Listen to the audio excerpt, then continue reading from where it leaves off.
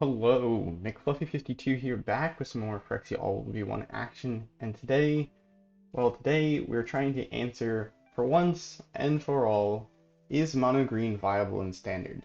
I know I'm a bit of a complainer, and you've probably seen me, if you've watched any of my other videos, complain a bit about mono green or like some of the other meta decks, and how generally I feel like mono green does not even compare to these other decks.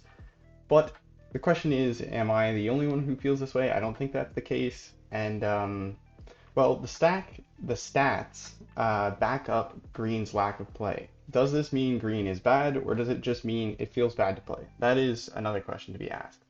But according to MTG Goldfish on Standard, I don't know if this is best of three or best of one or a combination of both, but I will link this page in the description. Looking at the top 50 cards in Standard, only one of them includes green.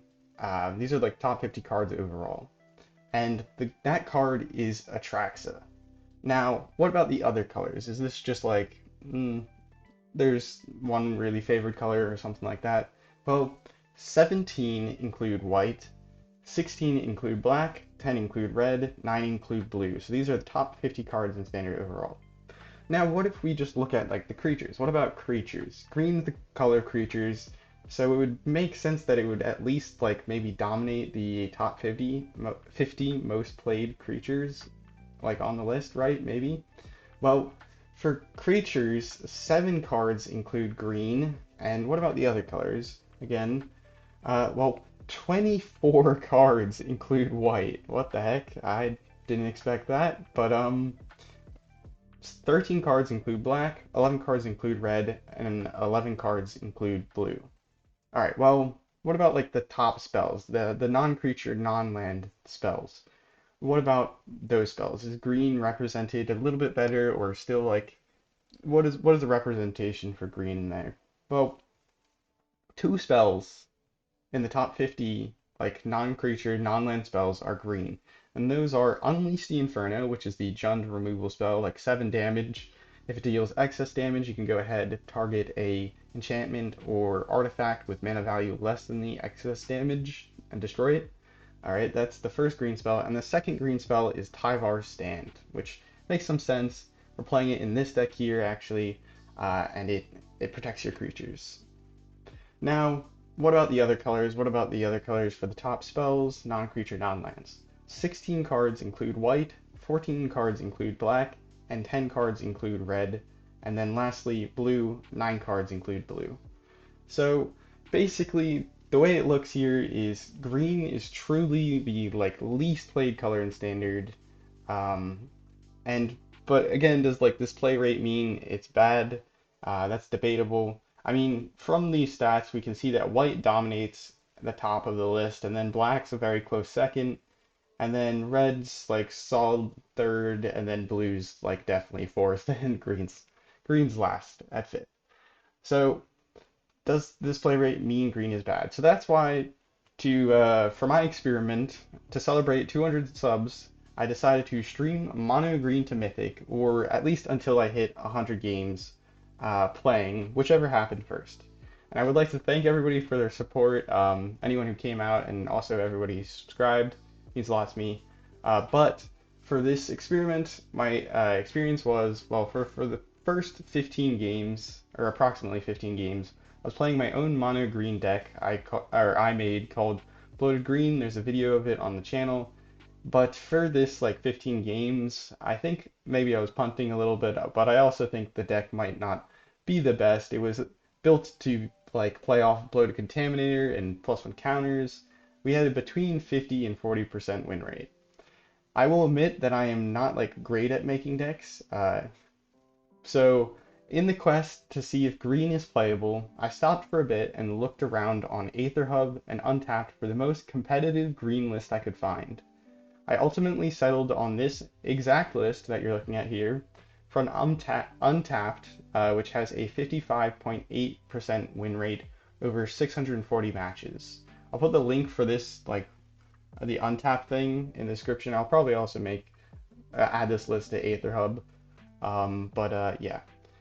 Also, however, though, like when I was looking at Untapped today, I saw like a nearly identical list besides one Mirix, and that deck had actually a 50.3% win rate over 5,400 matches.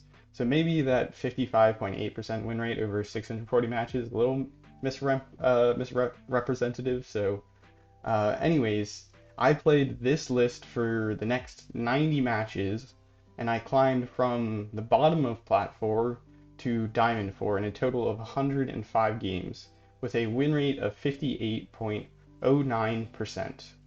So the question is, what do I think now about Green? Do I think, and also, do I think this 58.09% like win rate is maintainable?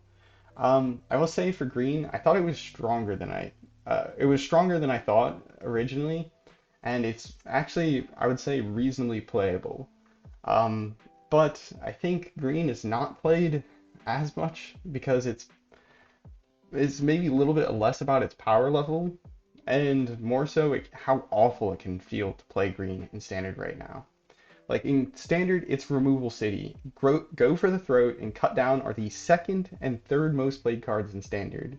Sweepers absolutely dunk on you, or they can dunk on you. Um, so ideally, you kill your opponent before they can sweeper. But like Green's creatures are simultaneously not that aggro, or like not aggro enough to reliably do so. And then you can just get like hard stopped by cards like Phyrexian Obliterator or Vindicator potentially. And then green has no card draw to like recover from other colors like overwhelming value and removal. It has no removal itself for like bombs like Obliterator or Shieldred, unlike almost every other color except blue, which is the second least viable color in Standard right now based on like the played stats, and then other colors creatures generally are outvalue and are like bigger than greens. Think of like Shieldred especially. It's a 4 mana, 4/5 Death Touch, and then it sits on the ground like the battlefield and gains a bunch of value. The only creature in green that I can think of for 4 mana that can trade with that is the Evolved Spinoderm, which is a 5/5, and then it sacks itself after a couple of turns. I mean, I don't know. Now, do I think this win rate is maintainable? I would say that I don't think I can maintain like a 58% win rate, but I think it would be possible to keep a win rate of 56 roughly if you keep playing well. I think we got a little bit lucky during the stream, the opponents we were facing, and I know another thing I kind of noticed was the change in opponents over the course of the day. So I think it's possible that we got easier opponents later in the day. But in general, my tips are for if you want to play this deck and if you want to play green really well and climb the ladder with it is you really have to count well. I'm not kidding. Like every turn you miss lethal, you're a step closer to losing. You're the color that gets outvalued by every other color, so your best chance in most cases is to end the game before they can do something about your board state or take the lead. You don't have to, or like, one thing also is you have to understand what a profitable attack looks like. You can't exactly play like mono red and just swing for the fences each turn. You have to understand when you need to hold up for like a killer draw like Nissa or Defiler of Vigor, or to actually over or like when you need these killer draws to overwhelm your opponents, or like hold up, or sorry, I'm losing my where I was in my notes.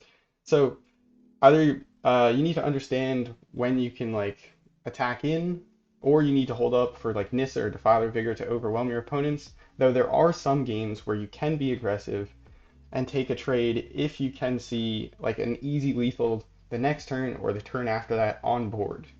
But you have to be careful there because opponents, if they have instant speed interaction, that's important. And then next up, you kind of need to really know the value of each of your creatures. This will help you decide on which ones you play out first.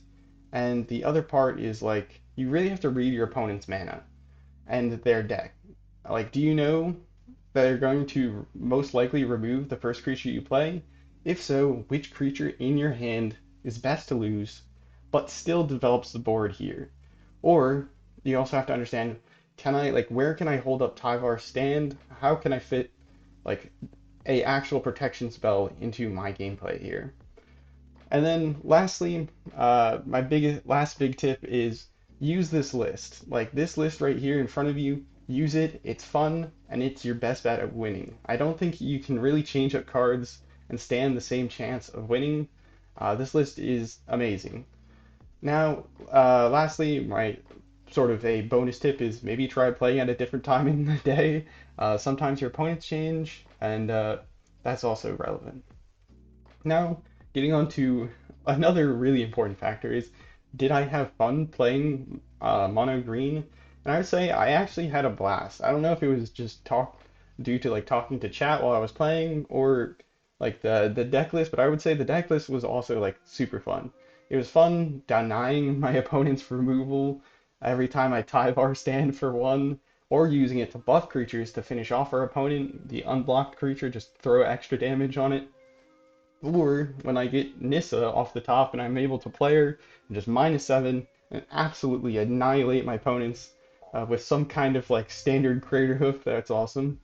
Playing creatures off the top of my library with Augur of Autumn led to some crazy explosive turns where some opponents were just conceded in response to that. Defiler of Vigor pumping up the team and trampling over was great, as well as flirting with death each time I was using life to pay for my creatures. That was also a lot of fun. Cemetery Prowler exiling creatures from graveyards to make your creatures cheaper was also nice. Using like having a few hands that I had like just all like a bunch of 1-drops, 3 1-drops or something in my hand, and just playing those out and overwhelming my opponent before they really got to do much was nice. Jewel Thief's Treasure, that when it enters the battlefield, it creates a treasure. Being able to hold up Tyvar stand off of that was also awesome. Stopped a lot of our opponent's removal. Jewel Thief's Vigilance and Trample is also amazing because it gives us a good attacker and blocker at the same time. And then anything with Trample is an awesome target for Tyvar stand because even if they block all of your creatures, you can still pump up the creature with Trample and get that extra damage through. Now, with all this being said, I will post the like deck stats based off of like the MTG Assistant I've been using on the community page for this channel, so check that out. But let's quickly go over the deck and hop into a few demonstration games. Now, for this deck, we have 12 1-drops. We have 4 Ascendant Packleaders, which is a 2/1, enters the battlefield with +1 counter if you have permanent value 4 or greater. This is relevant if you have like Defiler of Vigor or Nissa. And then also one thing that consistently I forgot about, but always surprised me, is whenever you cast Tyvar Stand for X=3, this is a 4-mana spell, and so you actually get a +1 counter on Ascendant Packleader because of the second like ability here. Evolving Adaptive, also a nice great 1-drop that grows. You want to play this before Ascendant Packleader. Tyvar Stand, our protection and pump. Llanowar Loam Speaker, Mana Ramp, can also grow our Evolving Adaptive because it has 3 toughness. Can activate a land to make it into a 3/3. This is again when I recommend really you got to count like religiously about whether or not you can remove your opponent because that 3 damage can make a difference. And sometimes you want to activate this before you start throwing around plus counters with the Defiler of Vigor. We almost threw one game by failing to activate a land before we started putting on +1 counters on things with the Defiler of Vigor. Quirion Beastcaller, this card is awesome, grows bigger every time we cast a creature spell, which is nice, and then if it dies, we can throw +1 counters around. Jewel Thief enters the battlefield, creates a treasure token, Vigilance Trample, 3/3. Again, keeps growing our Evolving Adaptive because it's got 3 power and toughness. Again, this will grow our Evolving Adaptive, 3 toughness, nice. This card is awesome. It's one of my favorite cards in green. You may look at the top card of your library at any time. You may play lands from the top card of your library. And then if you have creatures with like 3 different powers, you can play creature spells from the top of your library. So the only non-creature spells we have is Tyvar Stand and Nissa. So Cemetery Prowler is 4 toughness, again, growing that Evolving Adaptive. When it enters the battlefield or attacks, exile a card from a graveyard. Generally, we want to be removing our opponent's creatures from the graveyard so they can't cemetery or graveyard trespasser them gaining life and stuff like that, or use that Grixis card, Corpse Appraiser, that allows them to look at the top 3 cards and pick one of them out from there. So we want to exile creatures from the graveyard first off, because it also discounts our creatures. And then next off, we want to get rid of instant spells from our opponent's graveyard, because we can make our Tyvar stand cheaper, which helps us pay for the generic mana cost part of it. Defiler of Vigor, 6/6 trample, and then whenever we cast a green permanent spell, we can choose to pay 2 life instead of the green pips, and then this reduces the amount of green mana we have to pay. And then whenever we cast a green permanent spell, we get to put a +1 counter on each creature we control. So this is key to overwhelming our opponent here. Talking about key to overwhelming our opponent here, if you can get Nissa out there, she is an absolute bomb. If you can either, you generally want to hold off until you can play Nissa for full cost to get that 7 loyalty and immediately -7. But there is a few cases where you play Nissa out there for 7 and then you have to tick her up, because if you gave your creatures trample and like the +1/+1 for each force, you wouldn't actually kill your opponent, you just bring them to their knees. And I think it's best off to wait in that case to make sure that you can actually trample over. And getting an extra 8/8 is not bad.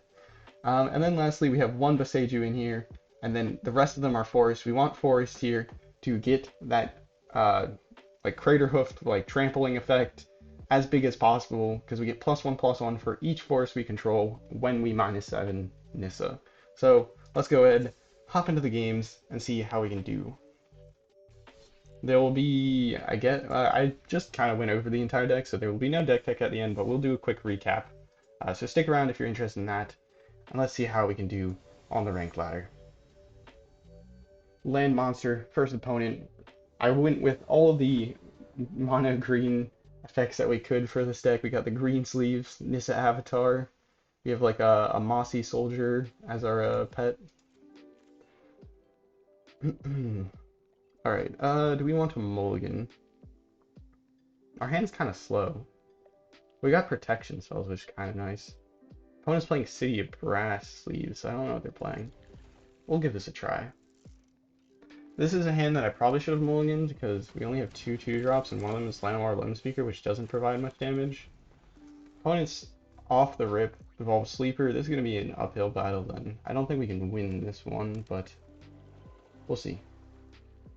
Because Mono Black is one of the decks that I think we lost a little bit more than we won against them when you go to the stats for this deck. I guess I'd pull up the stats over here and go through them some. So the most common deck, yeah, Mono Black. We played 13 games in total against Mono Black, and we lost 7 and we won 6, so slightly negative, but yeah.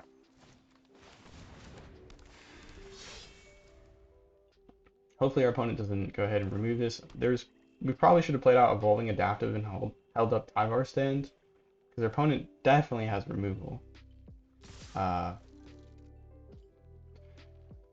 They're going to evolve their Evolved Sleeper into a 2/2 if we chose to block, or they could actually evolve it all the way up to a 3/3, and so we would have just lost our creature and they would have kept theirs.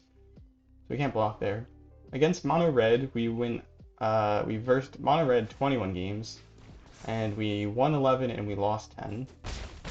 Mono White, we won 5 and we lost 4. Mono Blue, we won 2, we lost 1. Trying to see other decks that we played against. Oh, Selesnya Toxic, or Selesnya. We did amazing against Selesnya. Against Selesnya, which is probably Selesnya Toxic in most cases, we went 6-1 against Selesnya. So that's awesome. Dimir, we actually did quite well against. We went 5-1. So like all those Dimir like toxic removal decks, we did okay. I'm gonna go ahead and attack here. They can't pump up their Misery Shadow, so we can just go ahead and bonk through. I will say that I'm out of practice here, so I might, after playing like 90 games of it yesterday, I think I got a bit in the swing of things, so I'm less in the swing of things now. So things might go not as well. Against Grixis, we went 2-2. Against Esper, we went 4-1. I'm trying to see. Jund, we went 2-0. Obliterator is a bit of a problem, but we can live, I think. Our opponent didn't go in, which seems kind of strange to me. We're gonna go ahead and hold up Tyvar stand just in case they try and use a removal spell. They shouldn't have any fight spells, but this might get a little bit ugly. We're ramping some with the Llanowar Loam Speaker here. Would have really liked another land drop though, and that is gonna be a problem.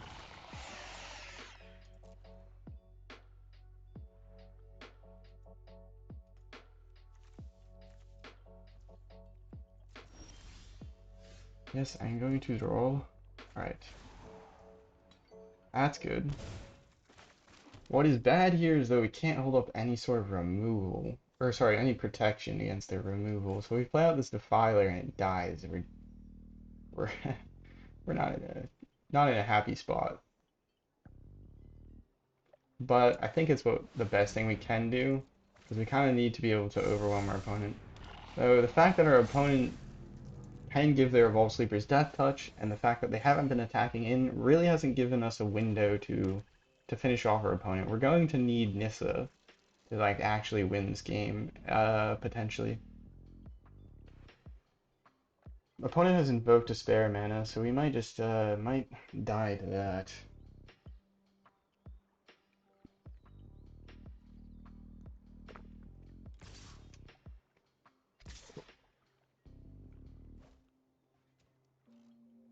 To make it a 3/3 is going to cost them 2, and then they could pump it up again. I think we don't block here at all. I mean, they can pump them up as much as they want. We take like 6 or something. We take 2 on upkeep. We're down to 4.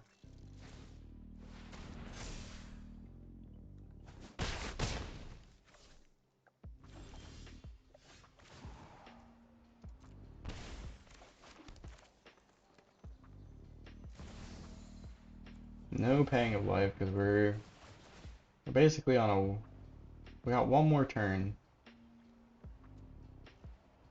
Opponent, you can try and remove something. I do have Tyvar stand. Opponent does have 3 mana up, which is a little bit peculiar.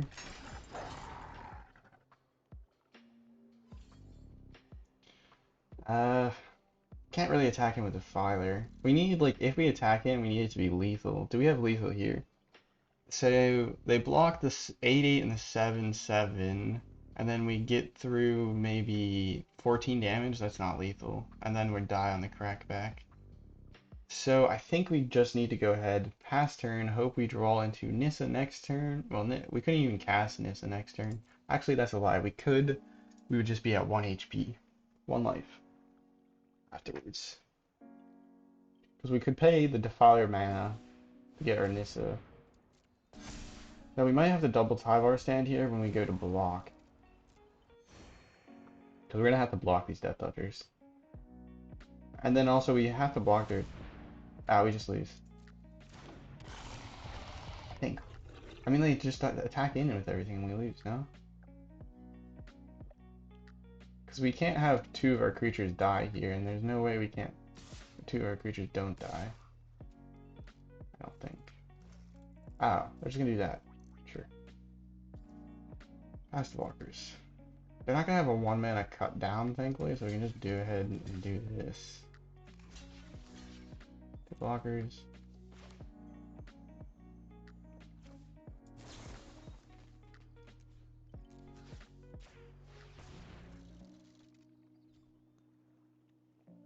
Basically, we get a Nissa off the top, we win. If we don't get a Nissa off the top, I think we just lose. Do we want actually to have this Quirion Beastcaller die so we can transfer the +1 counters? That might actually be worth it, funny enough. I think we do it. We're not going to overwhelm our opponent with creature count. We're going to have to... In that case, I should have blocked with the other Quirion Beastcaller. But if our creature dies, we lose 2 life. because of the Archfiend of the Dross, and then we lose 2 life on upkeep because of Shieldred. I think we do need to do this.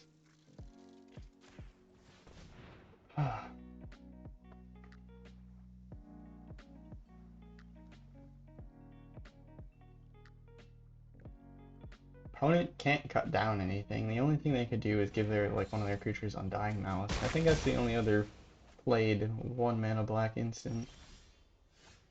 Another land is not gonna do it. So see if we can lethal our opponent. We won't, but it's a thought that counts. If we had a 4/4 land, I don't even think it would change anything. Go ahead to exile a creature. Opponent blocks the 8/8 with the Obliterator, the 7/7 with the Shieldred maybe, and then the 7/7 Trampler with the Archfiend, and then they take 10 damage maybe. Maybe. Or 9 damage, or sorry, 11 damage. My bad.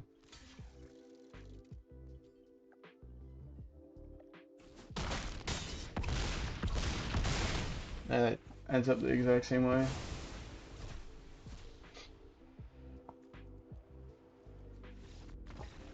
We die anyways.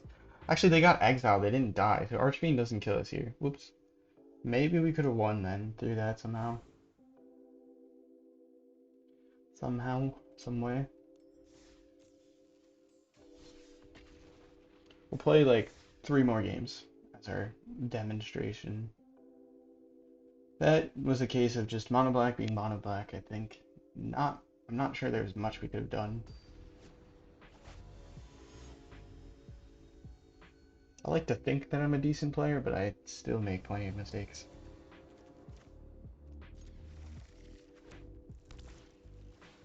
Mono red. This is interesting. Well, Evolving Adaptive. No, the Reckless Impulse. Okay, that's a good sign for us. Good thing and bad thing for us. Means they have more gas, but at the same time, we managed to keep a creature, which can potentially chump block if it becomes necessary.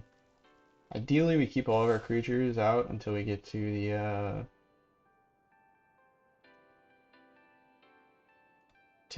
the Defiler, and then Defiler is really hard for mono red to remove. Damn it, you're supposed to shoot the Evolving Adaptive.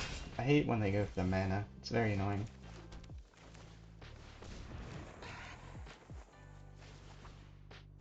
They always go for the mana dorks.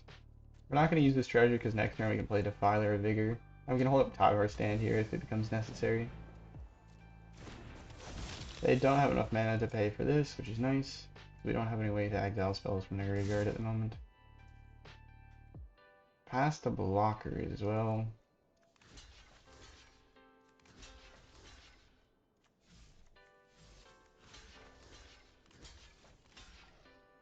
I think this is more ideal. I mean, if they shoot one of our creatures, we can just hit it with the Tyvar stand instead. Keeping any of our creatures onto the battlefield is key against mono red because they run out of lightning strikes to send at your creatures, or they waste lightning strikes that would be going to your face on your creatures, and then you get to yeah, we're just gonna go ahead and Tyvar stand. And boom, it's as simple as that. Bye bye mono red. Bye bye. See if we can do it again. That's 1 dub under the belt.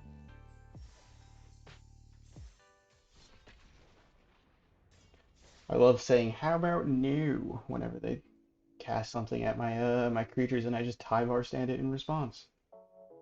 But yeah, you can see Mono Red doesn't like you having creatures. They're the only ones that are allowed to have creatures, alright? So just screw with their plan and you can do alright against them. Alright. Our next victim, I mean opponent. This is a slow hand. We haven't gotten any hands with like 1-drops. I'm gonna try and keep this. I think we're gonna be paying dearly for that because our opponent looks like they're removal tribal with black. We can play Jewel Thief next turn, and then we have the Tyvar stand. Yeah. That's kind of expected. Okay, we're Golgari. That's concerning. That is probably like... I don't know, how have we stood up against Golgari historically? 1-1. They let the treasure go off, which means we now have protection for our creatures. We might have to hold up this Tyvar stand instead of for a removal spell for a fight spell. I've stopped a fight spell once with Tyvar stand, and it was nice. It was a nice experience. I do rate it. It was a good time. Alright, well, you're not going to be exiling our creatures from the graveyard because we're going to do it instead. Now we got a pretty nice board here, and we also get another treasure token while they're tapped out to hold up this Tyvar stand again. I wonder if this is Golgari toxic, though. No. This is Golgari bullcrap. They're not going to attack in. That's strange. But yeah, this is how you just... This is why Shieldred is in 50% of games, and you just lose games to Shieldred on repeat. I could try and force a block with Shieldred here, which would be fun. And try and get rid of Shieldred. I don't know if it will happen, but we can hope. Alright, we're gonna say goodbye to Cemetery Prowler, but on the way out, we at least get to destroy our opponents. So we can actually pay 5 here because the Cemetery Prowler gives a discount on instants, so we exile the instant. That was a decent trade. Not ideal that we lost the Prowler, so maybe there was a point to attacking with only one of them, but then they wouldn't block with the Shieldred. Okay, okay. That's balanced. You always want to, like, if you have a land in hand and you can play Augur of Autumn, generally you want to play your Augur of Autumn before playing the land in hand because there might be another one top of your library, and that acts as card advantage so that you ensure your land drop for the next turn, and you also get rid of the fact that you're going to be drawing a land the next turn. Very important. Though our opponent here is going to show us what's very important, and that is Shieldred and fight spells and Obliterator. They don't have the mana for Obliterator yet. Oh, they're playing Infernal Grasp. That's interesting. That card is just like completely lost its place in Standard compared to Go for the Throat. There's not enough artifact creatures running around for Go for the Throat to be... Oh my god. If we can survive for a turn, we win. Try not to die challenge. Super hard. We just need to keep like 1 or 2 creatures on the battlefield. Okay. We're looking at lethal if we don't block something. They only attacking with it? Okay, that's fine. Fine by me.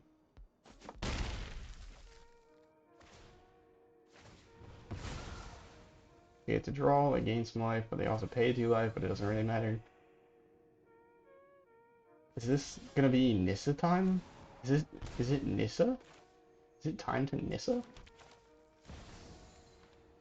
Full cost? Wow, I'm surprised these games turned out so well. Because if we get this Nissa off, they shouldn't have any response. 1 green mana isn't gonna do them anything. And then good game, we have +8/+8 on all our creatures and trample. They only have... You're actually blowing me.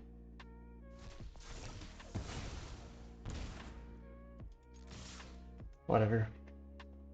Can't really waste our Nissa. I mean, they give up 3 toughness for 10 trample. They have to block. And I think they have to double block. Yeah, they have to double block. So we get rid of their board, they get something, sort of. We can recover. Especially if they don't block Augur of Autumn with Shieldred, which is what they should do, but don't tell them. Damn it, they did. Okay. It's fine. Everything's fine. It's fine. It's not like Mono Black's the best color at like making comebacks and everything. Because they have so much life gain, card advantage, and value. Ah.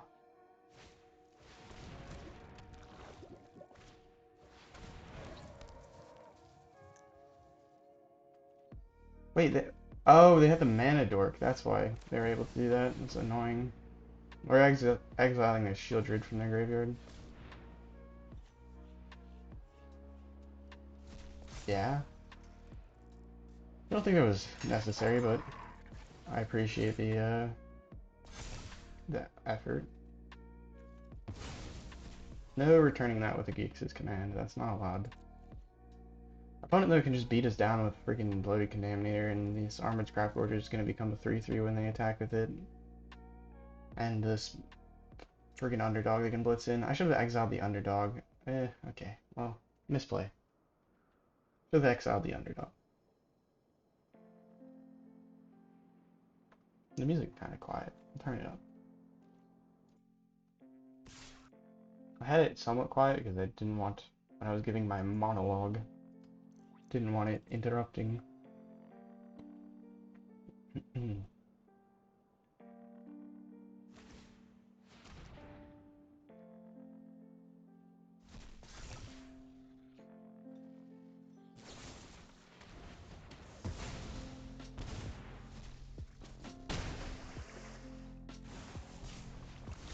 Another Nissa off the top wins us the game. Just gonna point it out here. That is pretty good. The opponent has used they used 3 of their Infernal Grafts. So presumably we're actually in a very good spot here. No, we're dead. If they see the play, they're dead. We're dead. Ah, fucking removal tribal. We don't draw into enough of our Tyvar stand, and it's removal tribal out here. Triple Infernal Grasp into a Terra Sunder. That is unfortunate.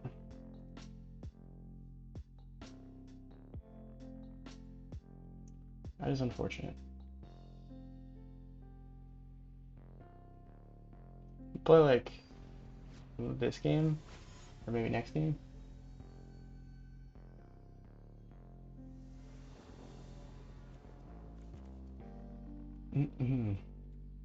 I do wonder, is anyone a statistician and knows whether or not 100 is a reasonable sample size for something like Magic, for in terms of win rate?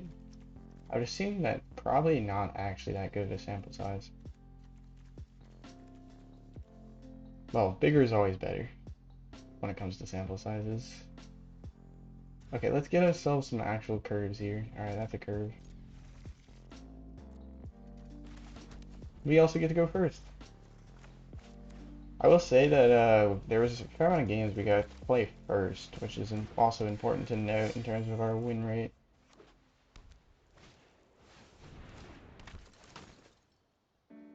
White is bad sign for us because white has a bunch of exile removal.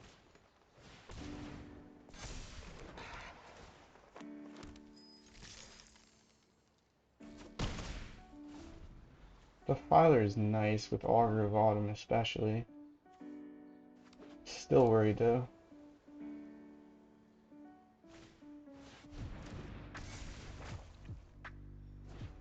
You probably don't want to play out anything of value this turn. They're probably going to remove it with a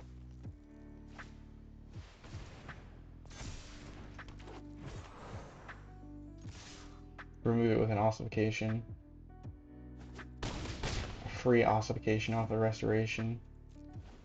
Play out Augur of Autumn here if I felt particularly oh, they just ramp. Populate. Their next turn they can Emperor. Wedding Announcement, okay. Actually what would be the best here to top deck would be a Tyvar stand. Ah, fucking hell. White. The king of bullshit.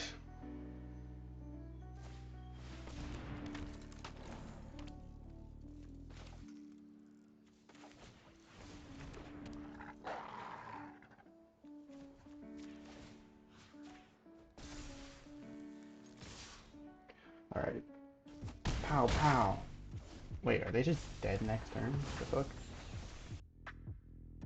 Opponent. No, they get that. I forgot. And then they get another token. And they get an Eternal Wanderer. I'll help any way I can. Loam Make Speaker. room. Jewel Thief? Oh, come on, opponent. That's not the right pick. But fair enough. It doesn't really matter when you just completely annihilate most of my board and you're going to be drawing cards and creating dorks to block anyways. Why Trample is so vital. Also, Wedding Announcement is rude as fuck. There have to be answers about my. May your peace. Fucking hell. Yep. No Tyvar stand either to protect us this game, so we're gonna eat shit and die.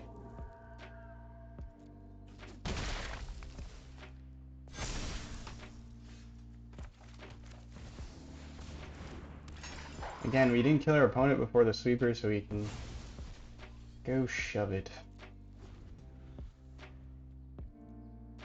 I'll wait. These are the games that make mono green miserable to play. Like, what about this looks like fun to play? None of it. So, I don't blame you if you just concede away these matches and choose to play something actual different besides green. I will say, like, if we got to keep any of our creatures on the board, like our Augur of Autumn with the Defiler, ooh, that is like peak green, blow your opponent out of the water with creatures, but good fucking luck. Good fucking luck.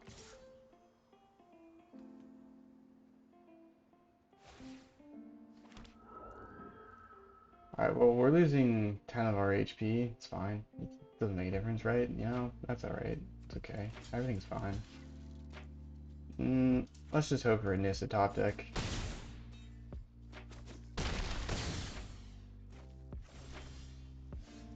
It's not Nissa top deck, so...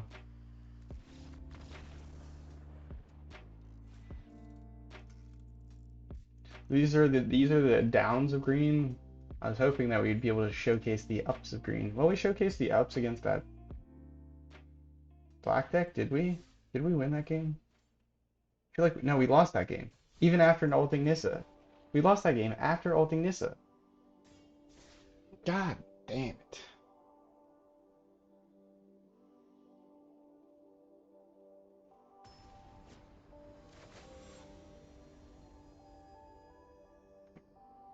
I say, it's a lot easier to be upset when you're just playing by yourself. My chat helped keep me sane yesterday over the course of 100 games.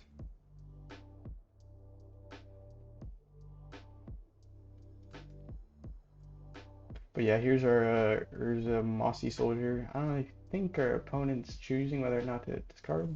Okay. This is a curve. Will we get to play out the curve and win? That is another question.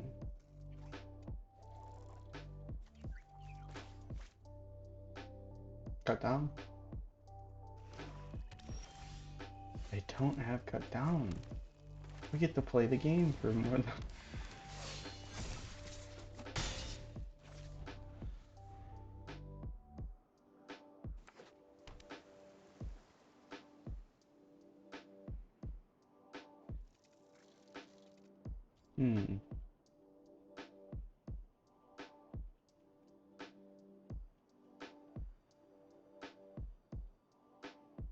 Opponent? This is historically a matchup that we've dominated. Question is, will we be able to? Ninja? What the hell? The hell?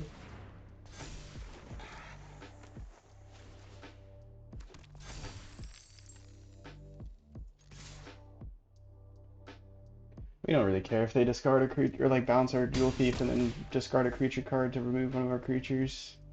They're losing a creature on board anyways if they do that. I guess I could tap it down if they have a network disruptor or whatever it's called.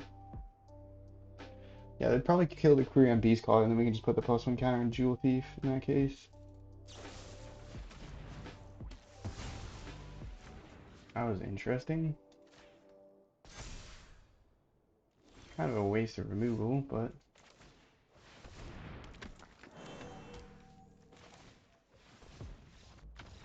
yep. We'll land off the top, a little creature off the hand. Bam, bam, bam. I concede. So I really wish our opponent let us play that out. And like, I mean, I don't know what they're playing. Admittedly, they seem to be playing something janky, and I think they probably didn't have any good of any of their lower curve there. All right, I'm gonna go ahead and just let's do a quick recap. Wrap up the video here. I'll try to make another video today of like an actual deck besides mono green, or like an actual original deck, and we'll come back to you with that. But mono green, I called this deck Mythic Green because the goal was to climb with Mythic with it. Um, I do think it's very possible to do so, uh, though temper yourself. That's all I'll say. It's green isn't played for a reason, uh, or isn't played as much for a reason, is because it's less powerful. Uh, it's blatantly the truth. You need to play it like smart. It does have like power in its creatures, but you need like the harder cards partially, and then you also need uh, to really count. Like you can't miss lethal. Like I know that I mentioned that in the at the beginning of the video, but like I'm not joking. Like if you miss out on that one damage that brings them from 1 to 0, and you saw that we literally -7 Nissa, and we still fucking lose the game. Still fucking lose the game, and that's because, well, uh, we didn't have a tower to stand is the part of it, but really it's just comes down to the power green and a good point of like, even if you do something like big and you can't finish off that opponent in that moment, you lose the game. So that's really what I mean by it. Not that like, we should have won the game, we -7 Nissa, why didn't we win the game? More so just like, it's a good example of how opponents can come back if you don't finish them off properly with the board that you had. So you can't throw away your board off crappy attacks, but you sometimes have to look for favorable trades, where you lose like 1 or 2 creatures, or lose like a creature attacking in so you can set up a attack the next turn. I don't know. Maybe I'm overthinking this and green's just big dumb or whatever, and you just play it or whatever. I know like people think like mono red, mono green uh, are like, nah, they just play themselves. I don't think that's particularly true of mono green at all, and I don't think mono red's maybe nearly as simple as people give it credit for. Um, so, but this is green. This is what I recommend. Going through the creatures, I will say I absolutely like, if you don't have these Ascendant Packleaders and Evolving Adaptives, you're gonna not be winning as much. Those hands where you get like 3 1-drops, 2 Evolving Adaptives, and Ascendant Packleader, you generally win those games. Because 3 creatures, turn 3, that are all like 2/2s, and the Evolving Adaptives will grow into like 3/3s when you play out like any of your other creatures, like a Llanowar Loamspeaker, Augur of Autumn, Jewel Thief, or Cemetery Prowler. That's crazy. Like that's good stuff. So you can't, like, I didn't have the rares, or I didn't initially have like Ascendant Packleader when I was in my particular like green deck that I made.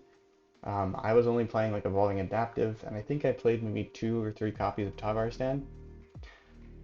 Like, get yourself Ascendant Packleader. I know it costs rares. If you want to play green, get it. I will say it is a rare that's going to rotate at the end of this year in like September. So that is something to think about if you don't have a ton of rares and you don't anticipate playing a lot of green.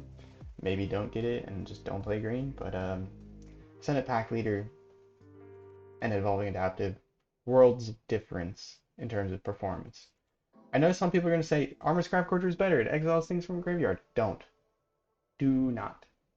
That 3/3 land activation is something that I've done more times than I would like ever thought I would do. Like Armor Scrapgorger, yeah, you can exile things from the graveyard. You want to know what else you have to exile things from the graveyard? Cemetery Prowler. Just use Cemetery Prowler. This card is great. I love it. It's just kind of good value. It's not like amazing and is gonna blow out your opponents. But against mono red, 4 toughness, hard to deal with. And then you exile those instants from your mono reds, like opponent's graveyard, and then I can buff your Tyvar stand. You can also exile Squee from your mono red opponents, or uh, creatures from graveyards against your mono black opponents, which are going to be looking to graveyard trespass with them. Like, use this as your graveyard removal. Use this as your mana ramp, because turning something into a 3/3 instead of having this as like a 1/3 that you're going to try and attack into seems like better. Maybe Armored Scrapforger is better than I gave it credit for, because you can eventually make it into a 3/3, but 1 power earlier on in the game might be relevant here, I think. Being able to just block and then actually have things die when they try to attack into the Loam Speaker also seems kind of important. So it's close, but I think Loam Speaker is better. And Loam Speaker, not going to rotate, so you don't even have to really worry about like, oh, I'm spending rares on something that's going to rotate. I will say, it is kind of gross that green to be viable, you gotta play. How many rares is this? I'm gonna stack them all up. Oh my god, can't.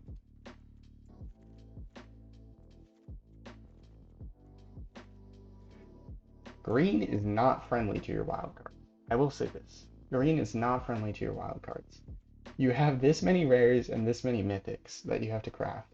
Um, so yeah, green is kind of rough. But these guys are good. Where was I? Loam Speaker, good card. Quirion Beastcaller, it dies so many times. It's sad. I just want it to like pop off. When it gets exiled, it's also sad. Those are what you're gonna feel potentially. Jewel Thief, love it. It's a good card. Vigilance Trample, treasure holds a Tyvar. Augur of Autumn. I usually hold this card if I have it in my hand. I hold to play it out later if my opponent's playing like black or white or something like that, because I want them to waste their removal on something else. I want this Augur of Autumn to stay down on the damn battlefield, because if it's on the damn battlefield, it's getting us lands off the top, which is helping us to basically play those lands or not draw those lands, and like it helps us find gas, because if we play the land off the top, that secures our next draw as a creature. Maybe there's a land underneath that, well, we can also play that land and then we can secure our next draw as a creature, or we get that Coven ability going and we just play creatures off the top of our library, which is crazy. Green has no card draw. This is your next best thing. Play Augur of Autumn. Try and protect it with your life. Save it for after sweepers, maybe, if you think they're going to sweeper. Save it for after a removal spell is used on something else. That's my take. Cemetery Prowler. Uh, Good card. I'm going to turn down the music again. What the hell? It's so loud. I can't adjust it very well. Anyways, Cemetery Prowler. Spells you can cast 1 less for each card type they share in the graveyard. Just exile important things the opponent wants. Though it is important to discount your stuff if it can help lead you to an explosive turn, or you don't have that 4th land drop to play, or sorry, 5th land drop to play Defiler. Exile creature, play Defiler the next turn for 4 mana. That's good stuff. Defiler, yeah, it's good. Try and keep it on the battlefield. Maybe you wait until you have a Tyvar stand. I don't know. Nissa, again, good stuff. Boseiju, usually I try and hold off the Boseiju if I have other forests and stuff. That's basically it. I don't really have that much more to say here. I hope you guys enjoyed this look into green in standard. Sorry I got a little bit rambly here at the end. And if you enjoyed the video, make sure to leave a like, comment, subscribe. All that helps a ton. And have a nice morning, evening, night, afternoon, wherever and wherever you're watching. Ciao.